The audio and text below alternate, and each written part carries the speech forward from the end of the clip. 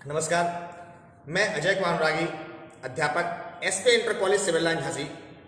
बच्चों, माध्यमिक शिक्षा विभाग उत्तर प्रदेश कक्षा 11 विषय राजनीति विज्ञान की पुस्तक भारत का संविधान सिद्धांत और व्यवहार के अध्याय 5 विधायिका के द्वितीय भाग का आज हमें अध्ययन करना है। इसके पूर्व हमने इसके प्रथम भाग का अध्ययन किया था। प्रथम भाग में हमने जाना कि संसद की हमें आवश्यकता क्यों होती है, संसद के बारे में अध्ययन किया, शक्तियों के विभिन्न अंगों की जानकारी प्राप्त की, द्विसदनात्मक विधायिका वाले राज्यों के बारे में जाना, राज्यसभा एवं विधानसभा के गठन के स्वरूप को समझा, संसद के विभिन्न कार्यों के बारे में अध्ययन किया। इस पाठ के द्वितीय भाग में हम निम्न तथ्यों का अध्ययन करेंगे। राज्यसभा की विभिन्न शक्तियां कौन कौन सी हैं, लोकसभा की विभिन्न शक्तियां कौन सी हैं, संसद कैसे कानून बनाती है, संसद कार्यपालिका को कैसे नियंत्रित करती है, संसदीय नियंत्रण के विभिन्न साधन कौन कौन से हैं तथा संसद स्वयं को कैसे नियंत्रित करती है। इन प्रमुख तथ्यों का हमें इस भाग के अंतर्गत अध्ययन करना है। तो बच्चों, सबसे पहले हम समझने का प्रयास करते हैं राज्यसभा की शक्तियां क्या है। सामान्य विधेयकों पर विचार कर उन्हें पारित करती है और धन विधेयकों में संशोधन प्रस्तावित करती है। राज्यसभा की जो प्रमुख शक्ति है उसमें क्या है कि वह सामान्य विधेयक पर सबसे पहले विचार करती है और उन्हें पारित भी करती है, लेकिन धन विधेयकों के संबंध में वह मात्र संशोधन प्रस्तावित कर सकती है। दूसरा है संवैधानिक संशोधनों को पारित करती है। तीसरा, प्रश्न पूछकर तथा संकल्प और प्रस्ताव प्रस्तुत करके कार्यपालिका पर नियंत्रण करती है। राष्ट्रपति और उपराष्ट्रपति का चुनाव में भागीदारी करती है तथा उन्हें और सर्वोच्च न्यायालय व उच्च न्यायालय के न्यायाधीशों को हटा सकती है। यह भी राज्यसभा की शक्ति के अंतर्गत आता है। उपराष्ट्रपति को हटाने का प्रस्ताव केवल और केवल राज्यसभा में ही लाया जा सकता है। बच्चों, इस बात को ध्यान रखना चाहिए कि उपराष्ट्रपति को हटाने का जो प्रस्ताव होता है वह केवल राज्यसभा में लाया जाता है, ना कि लोकसभा में। यह संसद को राज्य सूची के विषयों पर कानून बनाने का अधिकार भी दे सकती है। राज्यसभा की विशेष शक्तियों के बारे में भी हम बात करें तो बच्चों, आप जानते हैं कि राज्यसभा राज्यों का प्रतिनिधित्व करने वाली संस्था है। इसका उद्देश्य राज्य के हितों का संरक्षण करना है। इसलिए राज्य के हितों को प्रभावित करने वाला प्रत्येक मुद्दा इसकी सहमति और स्वीकृति के लिए भेजा जाता है। उदाहरण के लिए, यदि केंद्र सरकार राज्य सरकार सूची के किसी विषय पर, जिस पर केवल राज्य की विधानसभा ही कानून बना सकती है, को यदि राष्ट्र हित में समझती है तो संघीय सूची या समवर्ती सूची में हस्तांतरित करना चाहे तो उसमें राज्यसभा की स्वीकृति आवश्यक होती है। अर्थात कोई भी ऐसा कानून जो सिर्फ राज्यों तक ही सीमित है या राज्य की विधानसभा ही उसको पारित कर सकती है, अगर वह देश हित में है, राष्ट्र हित में है, तो उस पर भी प्रस्ताव राज्यसभा के माध्यम से लाया जा सकता है। इसके बाद बच्चों, हमें समझना है कि लोकसभा की ऐसी कौन कौन सी प्रमुख शक्तियां हैं। लोकसभा की प्रमुख शक्ति में सबसे पहला है संघ सूची और समवर्ती सूची के विषयों पर कानून बनाती है, धन विधेयकों और सामान्य विधेयकों को प्रस्तुत और पारित करती है, कर प्रस्तावों, बजट और वार्षिक वित्तीय वक्तव्यों को स्वीकृति देती है, प्रश्न पूछकर, पूरक प्रश्न पूछकर, प्रस्ताव लाकर और अविश्वास प्रस्ताव के माध्यम से कार्यपालिका को नियंत्रित भी करती है, संविधान में संशोधन करती है, आपातकाल की घोषणा को स्वीकृति देती है, राष्ट्रपति और उपराष्ट्रपति का चुनाव करती है तथा सर्वोच्च न्यायालय एवं उच्च न्यायालय के न्यायाधीशों को हटा सकती है, समिति और आयोगों का गठन करती है और उनके प्रतिवेदनों पर विचार करती है। ये तो लोकसभा की प्रमुख शक्तियां थी। इसके अलावा लोकसभा की कुछ विशेष शक्तियां भी हैं कि केवल लोकसभा में ही धन विधेयक प्रस्तुत किया जा सकता है। यह मुख्य बात है। यह जो धन विधेयक होता है उसको केवल लोकसभा में प्रस्तुत कर सकते हैं, ना कि राज्यसभा में, और वही इसे संशोधित या अस्वीकृत कर सकता है। मंत्रिपरिषद जो होता है वो केवल लोकसभा के प्रति उत्तरदायी है। राज्यसभा के प्रति नहीं। अतः राज्यसभा सरकार की आलोचना तो कर सकती है पर उसे हटा नहीं सकती है। तो बच्चों ऐसा क्यों होता है, आइए इसको समझते हैं। ऐसा इसलिए होता है क्योंकि राज्यसभा को जनता नहीं बल्कि विधायक चुनते हैं। राज्यसभा का चुनाव की प्रक्रिया भी हम समझेंगे, तो उसको सबसे पहले तो यह समझ लें कि राज्यसभा का जो चुनाव है वह डायरेक्ट जनता के माध्यम से नहीं होता है बल्कि अप्रत्यक्ष रूप से होता है। इसको विधायक चुनते हैं। अतः संविधान ने राज्यसभा को लोकसभा के बराबर शक्तियां नहीं दी हैं। संविधान द्वारा अपनाई गई लोकतांत्रिक व्यवस्था में जनता के पास अंतिम शक्ति होती है। इस तर्क के अनुसार जनता के द्वारा प्रत्यक्ष विधि से निर्वाचित प्रतिनिधियों के पास ही सरकार को हटाने और वित्त पर नियंत्रण रखने की शक्ति होती है। इसके अतिरिक्त सामान्य और संवैधानिक विधेयकों को पारित करने, राष्ट्रपति पर महाभियोग लगाने तथा उपराष्ट्रपति को हटाने आदि के संबंध में भी लोकसभा और राज्यसभा की शक्तियां समान हैं। तो इसके बाद हम यह तय करते हैं कि आखिरकार संसद जो है वो कानून किस प्रकार से बनाती है या संसद में किस प्रकार से कानून पारित होते हैं। संसद का मुख्य कार्य जो है अपनी जनता के लिए कानून बनाना है। कानून बनाने के लिए एक निश्चित प्रक्रिया अपनाई जाती है। कानून बनाने की जो विधियां हैं या विधियों में से कुछ का उल्लेख संविधान में भी किया गया है, लेकिन कानून बनाने की कुछ विधियां कालक्रम के में लगातार पालन किए जाने के कारण स्वीकृत कर दी गई है। अर्थात समानांतर समय के अनुसार उसमें परिवर्तन होता रहा गया है, उसी प्रकार उनको स्वीकार भी कर लिया गया है। कानून बनाने की प्रक्रिया में किसी विधेयक को कई अवस्थाओं से होकर के गुजरना पड़ता है। इन अवस्थाओं पर गौर करें तो आपको साफ साफ पता लगेगा कि कानून बनाने की जो प्रक्रिया है, जो तकनीकी है, वह कितनी कठिन है। तो आइए सबसे पहले तो ये समझते हैं कि जो कानून है वो किस प्रकार से बनाया जाता है। प्रस्तावित कानून के प्रारूप को विधेयक कहते हैं। बच्चों ये समझने वाली बात है कि जो कानून बनता है उसके पहले विधेयक लाया जाता है। जो प्रारूप होता है उसको विधेयक कहा जाता है। प्रस्तावित कानून के प्रारूप को विधेयक भी कई तरह के हो सकते हैं। मंत्री के अतिरिक्त कोई सदस्य विधेयक पेश करे तो ऐसे विधेयकों को निजी विधेयक कहते हैं या निजी सदस्यों का विधेयक कहा जाता है। मंत्री के द्वारा जो विधेयक प्रस्तुत किया जाता है उस विधेयक को सरकारी विधेयक कहते हैं। विधेयक जिन चरणों से होकर के गुजरता है, आइए उन पर एक नजर डालते हैं। इस चित्र के माध्यम से हम देखेंगे कि विधेयक के विभिन्न प्रकार हैं, सरकारी विधेयक एवं निजी विधेयक। जो इसके अलावा दूसरा है गैर वित्त विधेयक और वित्त विधेयक। गैर वित्त विधेयक का मतलब है जिसमें कि वित्तीय कार्य ना हो। वित्त से संबंधित जो भी कार्य होते हैं, जो भी कानून बनते हैं, जो भी प्रारूप लाए जाते हैं, विधेयक होते हैं, वो सभी वित्त विधेयक के अंतर्गत आते हैं। इसके अलावा जो भी अन्य विधेयक हैं वो सभी गैर वित्तीय विधेयक कहलाते हैं। गैर वित्त विधेयक जो है वह सामान्य विधेयक और दूसरा इसका संविधान संशोधन विधेयक के अंतर्गत इसको डिवाइड करते हैं। तो जो गैर वित्त विधेयक है वो दो भागों में है, संविधान संशोधन विधेयक और सामान्य विधेयक। इसके बाद इस चित्र के माध्यम से हम समझते हैं कि सबसे पहले जो है इस चित्र में आप देखेंगे बीच में विधेयक है। जब विधेयक राज्यसभा या लोकसभा में प्रस्तुत किया जाता है, अगर वो वित्त संबंधित नहीं है तो वो राज्यसभा या लोकसभा किसी में प्रस्तुत किया जा सकता है। अगर वो वित्त या धन संबंधी है तो वह मात्र और मात्र लोकसभा में ही प्रस्तुत किया जाएगा। तो चाहिए आइए चरणबद्ध तरीके से हम इसको समझने का प्रयास करते हैं। विधेयक लाया गया। विधेयक अगर धन विधेयक नहीं है तो उसे किसी एक सदन में पेश किया जा सकता है। विधेयक समिति के पास भेजा जाता है या उस पर सदन में फिर चर्चा होती है। इसके बाद क्या आता है, समिति जो है रिपोर्ट देती है। इसके बाद अगर आप आगे देखें, सदन इस रिपोर्ट को स्वीकार या अस्वीकार कर सकता है। सदन का मतलब है लोकसभा या राज्यसभा जहां वो प्रस्तुत किया गया है, तो वह चाहे तो उसको स्वीकार करे या अस्वीकार करे।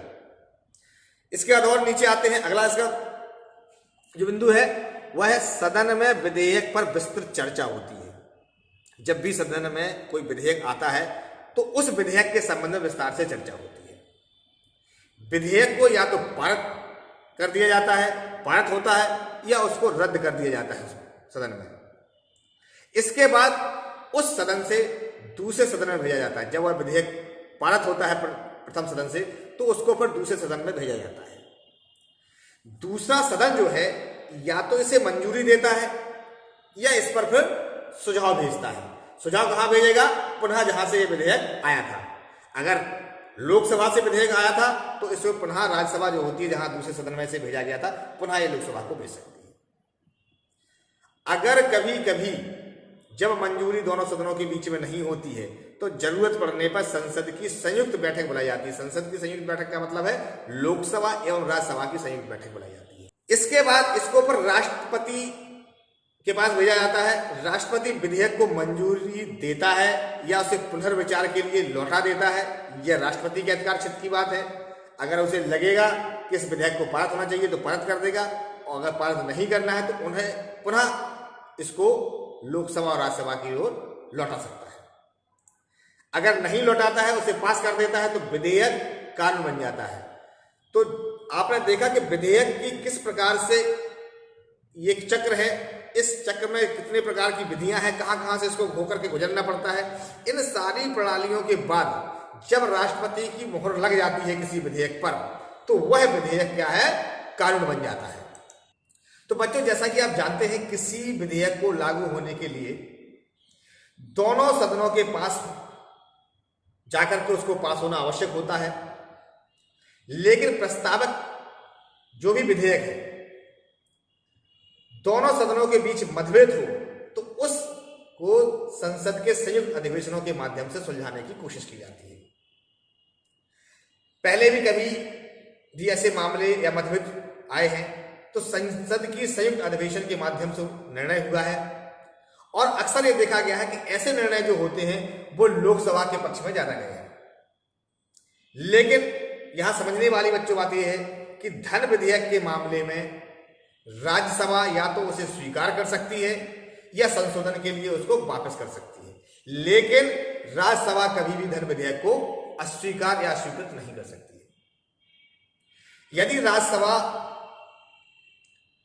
उसे 14 दिनों तक पारित नहीं करती है या उसको पास नहीं करती है, तो यह मान लिया जाता है या उसको स्वतः ही पास मान लिया जाता है। विधेयक के बारे में राज्यसभा द्वारा प्रस्तावित जो भी संशोधन होते हैं वो लोकसभा मान भी सकती है और उसे नहीं मान सकती है। तो इस प्रकार से कह सकते हैं कि लोकसभा के पास राज्यसभा से ज्यादा अपार शक्तियां होती हैं। जब कोई विधेयक संसद के दोनों सदनों में पारित कर दिया जाता है तब उसे राष्ट्रपति की स्वीकृति के लिए भेज दिया जाता है, जैसा कि हम आपको पूर्व में बता चुके हैं उस चित्र के माध्यम से। और राष्ट्रपति की स्वीकृति के बाद ही वह विधेयक जो है कानून बन जाता है। अब बच्चों समझने का प्रयास करते हैं संसद कार्यपालिका को कैसे नियंत्रित करती है। तो जिस दल या दलों के गठबंधन में बहुमत हासिल होता है उसी के सदस्यों को मिलाकर के संसदीय लोकतंत्र में कार्यपालिका बनती है। संभव है कि बहुमत की ताकत पाकर यह कार्यपालिका अपनी शक्तियों का मनमाना प्रयोग करने लगे। ऐसी स्थिति में संसदीय लोकतंत्र मंत्रिमंडल को तानाशाही में बदल सकता है, जिसमें मंत्रिमंडल जो कहेगा सदन को वही मानना पड़ेगा। जब संसद सक्रिय और सचेत होगी तभी वह कार्यपालिका पर नियमित और प्रभावी नियंत्रण रख पाएगी। संसद अनेक विधियों का प्रयोग कर कार्यपालिका को नियंत्रित करती है, लेकिन इसके लिए जरूरी है कि सांसदों और विधायकों को जनप्रतिनिधियों के रूप में प्रभावी और निर्भीक रूप से अपना कार्य करना चाहिए, अपनी शक्ति और स्वतंत्रता को बनाए रखना चाहिए। उदाहरण के लिए विधायिका में कुछ भी कहने के बावजूद किसी सदस्य के विरुद्ध कोई कानूनी कार्रवाई नहीं की जा सकती है।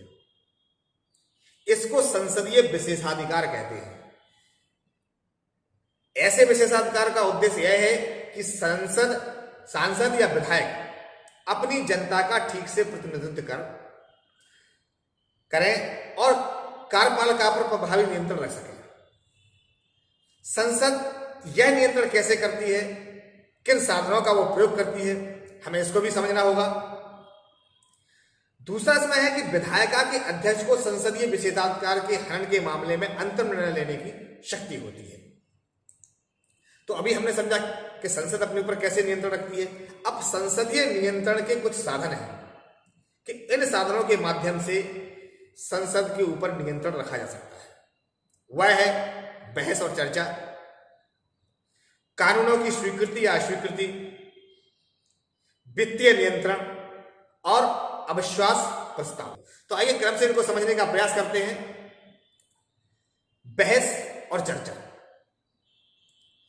बहस और वाद विवाद कानून निर्माण की प्रक्रिया में विधायिका के सदस्यों को कार्यपालिका द्वारा बनाई गई नीतियों और उसके क्रियान्वयन के तरीकों पर बहस करने का अवसर मिलता है। तो संसद में बहस के अवसर कौन कौन से होते हैं, कब कब संसद में बहस की जा सकती है, उसके लिए मुख्य रूप से 3 अवस्थाएं बनाई गई हैं, 3 उसके काल बनाए गए हैं। सबसे पहला होता है प्रश्नकाल। संसद के अधिवेशन के समय प्रतिदिन प्रश्नकाल आता है, जिसमें मंत्रियों को सदस्यों के तीखे प्रश्नों का जवाब देना पड़ता है। प्रश्नकाल सरकार की कार्यपालिका और प्रशासनिक एजेंसियों पर निगरानी रखने का सबसे प्रभावी तरीका है। इसके बाद आता है शून्यकाल। प्रश्नकाल के तुरंत बाद 12 बजे शून्यकाल प्रारंभ होता है।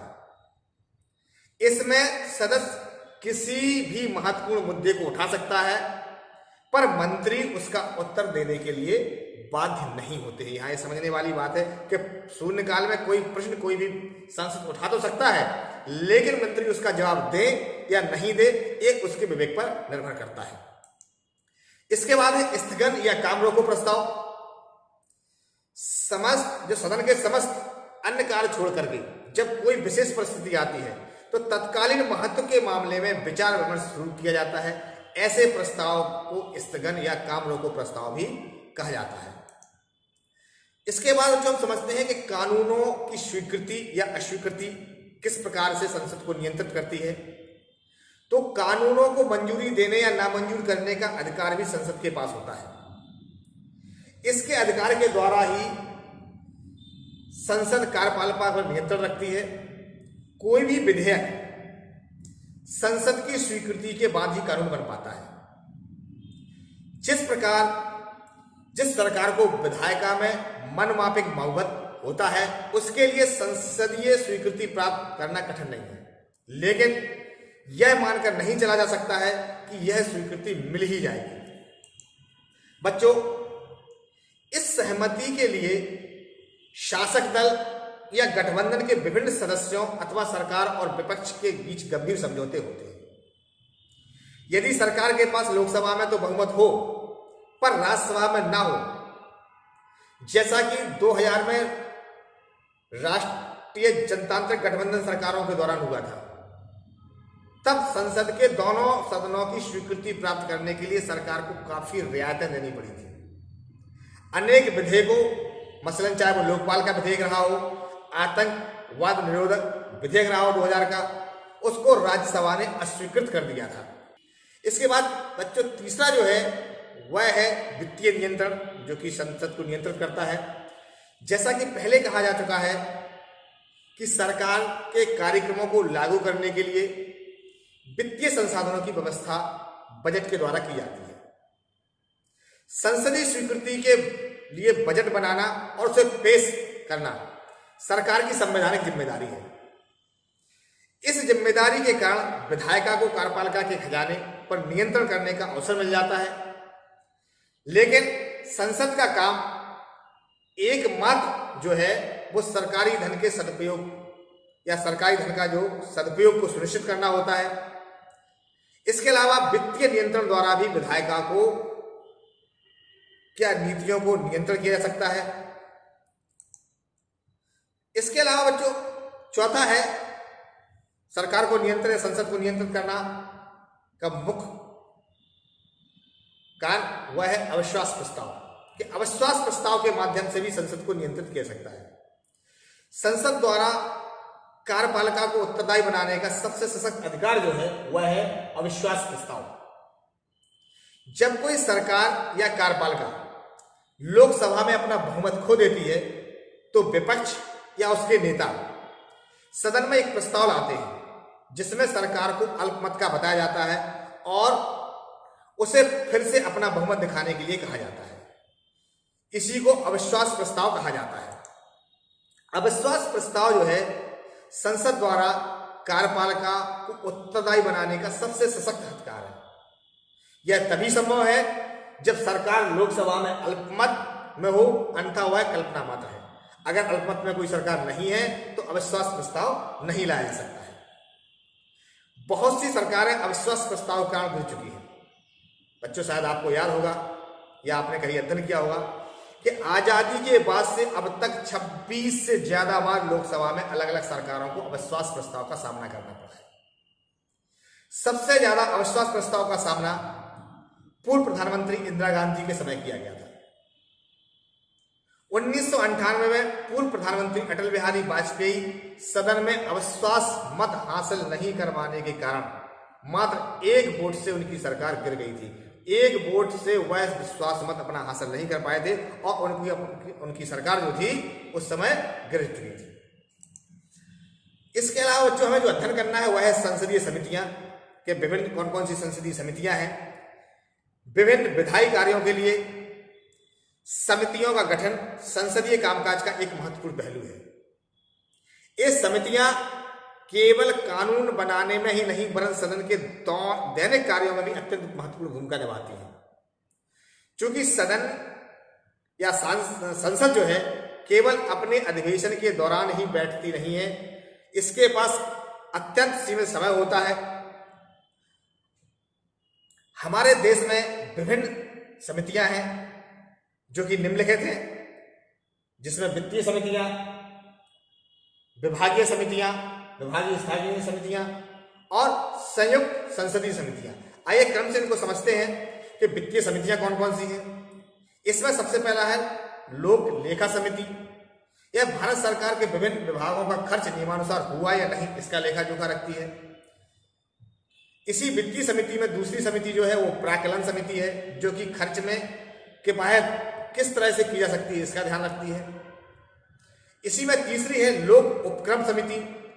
सरकारी उद्योगों के रिपोर्ट की जांच करती है कि उद्योग या जो व्यवसाय है वो कुशलतापूर्वक चलाए जा रहे हैं या नहीं चलाए जा रहे हैं। इसके बाद दूसरा है विभागीय समितियां। तो ऐसी समितियों की कुल संख्या जो है वो 24 है। प्रत्येक विभागीय समिति में अधिकतम 31 सदस्य होते हैं, जिसमें से 21 सदस्यों का मनोनयन जो है स्पीकर के द्वारा एवं 10 सदस्यों का मनोनयन राज्यसभा के सभापति द्वारा किया जाता है। ये जो 24 समितियां हैं, इन 24 समितियों में से 16 लोकसभा के अंतर्गत व 8 समितियां जो है राज्यसभा के अंतर्गत कार्य करती हैं। इन समितियों में कृषि, वाणिज्य, उद्योग, गृह मंत्रालय इत्यादि के जो विधेयक होते हैं उनकी देखरेख ये सारी समितियां करती हैं। इसके बाद तीसरी है संयुक्त समितियां। संयुक्त संसदीय समिति एक तटस्थ यानी अस्थायी समिति है, जिसका गठन संसद द्वारा किसी विशेष मुद्दे या रिपोर्ट की जांच के लिए किया जाता है। इसमें दोनों सदनों के जो सदस्य सम्मिलित होते हैं। बच्चों, इसके बाद जो मुख्य बात आती है कि संसद आखिरकार स्वयं को कैसे नियंत्रित करती है। बच्चों, जैसा कि हम जान चुके हैं, संसद बहस का एक मंच है। बहस के जरिए ही संसद अपने सभी जरूरी काम निपटाती है या सारे कामों को अंजाम देती है। बच्चों, आपने शायद दल बदल निरोधक कानून के बारे में सुना होगा। विधायिका के अधिकतर सदस्य किसी न किसी दल के टिकट पर चुने जाते हैं। यदि चुने जाने वाले जो सदस्य होते हैं वो बाद में अपनी पार्टी चाहे या छोड़ना चाहे तो क्या होगा। अंततः दलों में इस बात पर सहमति बनी कि किसी दल का जो भी निर्वाचित विधायक या सांसद होगा वह दल बदल करने से रोका जाना चाहिए। तो इसके लिए क्या किया, इसके लिए सन 1985 में संविधान का 52वां संशोधन किया गया। इस 52वें संशोधन के अंतर्गत दल बदल निरोधक कानून लाया गया। अर्थात कोई भी सांसद या विधायक अब आसानी से अपना दल नहीं बदल सकता था। इसको 91 संविधान संशोधन के द्वारा दोबारा संशोधन किया गया। सदन का अध्यक्ष जो होता है वो दल बदल से संबंधित विवादों पर अंतिम निर्णय लेता है। यदि यह सिद्ध हो जाए कि किसी सदस्य ने दल बदल किया है तो उसकी सदन की सदस्यता जो है वह समाप्त हो जाती है। इसके अतिरिक्त ऐसे दल बदलू को किसी भी राजनीतिक पद, जैसे कि अगर वो मंत्री पद पर है तो उसे मंत्री पद पर रहने का कोई अधिकार नहीं रह जाता है।